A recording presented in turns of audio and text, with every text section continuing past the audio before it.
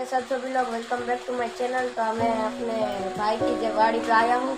देखो ये है अपना कालूडॉन, देख सकते हो कितना गोरा है। देखो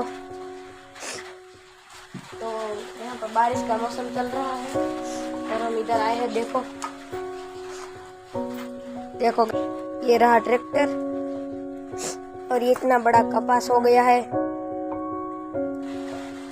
हेलो गाइस, तो मैं आपको दिखाता हूँ एक भैंस है बफेलो फुल ब्लैक, देख सकते हो गाइस।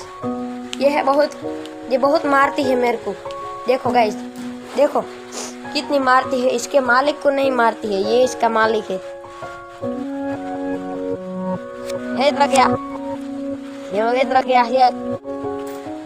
लाइक सब्सक्राइब करें और शेयर करें, इस वीडियो को सब्सक्राइब करना ना भूलें, वरना ये कालूडॉन आपके पीछे पड़ जाएगा। ये कालूडॉन आपके पीछे पड़ जाएगा, वरना देख लो ना।